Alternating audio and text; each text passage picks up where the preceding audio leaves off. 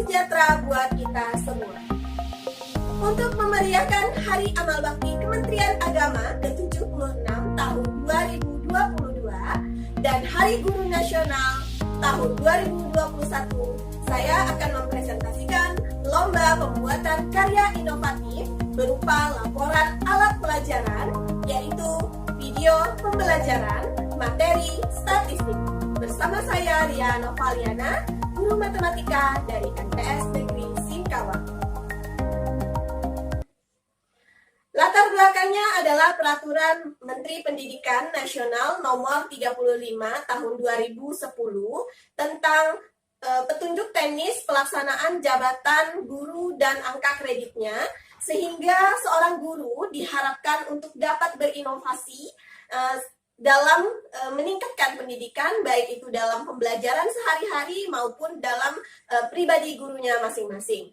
Nah, salah satunya adalah pembuatan alat pembelajaran. Nah, mengapa alat pembelajaran ini sangat penting seorang guru dapat membuat alat pembelajaran? Keistimewaannya yang pertama adalah, alat pembelajaran ini jika dibuat oleh gurunya masing-masing akan sesuai dengan karakteristik peserta didiknya. Nah, yang kedua, mempermudah menyampaikan informasi kepada peserta didik. Kemudian yang ketiga, pembelajaran akan lebih menarik karena siswa dapat melihat, kemudian mendengar, dan berkarya. Apa sih tujuannya? Nah, tujuannya itu supaya pembelajaran menjadi menyenangkan.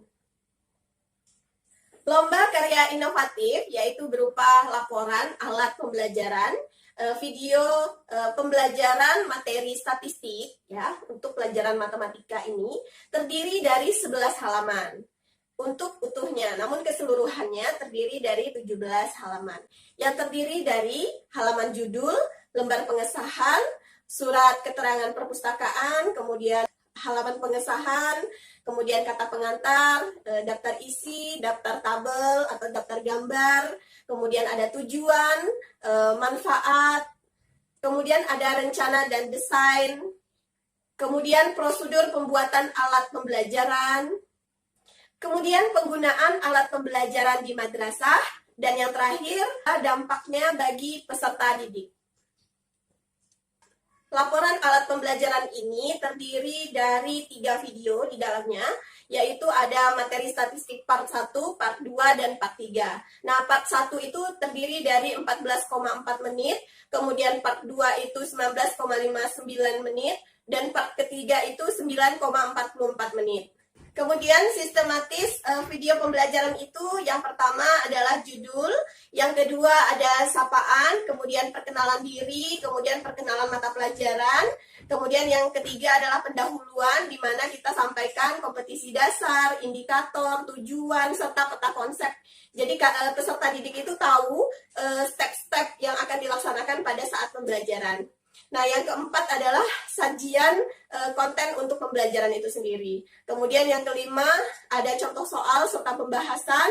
Kemudian yang keenam ada evaluasi ya atau umpan balik, dan yang terakhir adalah penutup. Aplikasi yang digunakan untuk membuat sebuah video yaitu yang pertama ada Power Direction, kemudian yang kedua adalah KineMaster. Kemudian yang ketiga itu adalah tangkap layar di komputer menggunakan aplikasi Bandicam. Kemudian ada tangkap layar atau rekam layar menggunakan smartphone ya. Media yang digunakan tentunya ada laptop atau komputer, kemudian smartphone, kemudian alat pendukung lainnya ada tripod ya. Nah, langkah-langkah pembuatan video itu pertama kita harus siapkan dulu bahan, kemudian media ya, bahan ajar, kemudian media-media yang diperlukan. Kalau sudah lengkap baru kita melakukan rekam tampilan guru, kemudian rekaman slide PPT-nya gitu. Kemudian kalau sudah include baru kita terakhir kita edit baik menggunakan Power Direction maupun menggunakan KineMaster. Nah, pengembangan dalam pembuatan video pembelajaran ini tentunya banyak sekali manfaatnya. Yang pertama itu untuk membuat bahan ajar, di mana nanti kalau di MTS Negeri dimasukkan ke lamannya ya, bisa melalui e-learning madrasah atau website itu. Kemudian selain itu seorang guru juga punya penghasilan lain kalau misalnya terjun di dunia pendidikan secara total, membuat sebuah channel ya, channel YouTube atau sosial media lainnya.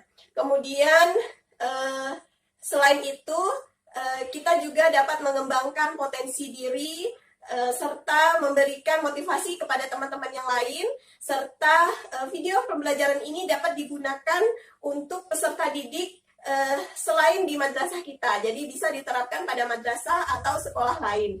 Contohnya dapat kita share, dapat kita bagikan ke forum MGMP dan sebagainya. Nah, video pembelajaran ini sudah diterapkan pada Madrasah Sanawiyah Negeri Singkawang melalui e-learning madrasah, kemudian WhatsApp kelas gitu ya, melalui web madrasah. Kemudian selain itu masuk ke dalam channel YouTube dan kemudian masuk juga dalam forum MGMP Matematika ya. Ada forum dan ada Facebook MGMP Matematika Kota Singkawang. Jadi video-video ini di-include juga bisa dilihat oleh seluruh peserta didik yang ada di Kota Singkawang, bahkan lebih luas lagi. Sehingga dapat kita simpulkan bahwa alat pembelajaran yang menarik itu dapat menumbuhkan pembelajaran yang menyenangkan. Jika pembelajaran itu menyenangkan, maka akan memperoleh hasil yang maksimal. Sekian presentasi saya. Tetap ikuti protokol kesehatan dimanapun Anda berada. Wabillahi taufiq wal hidayah. Wassalamualaikum warahmatullahi wabarakatuh. Dah.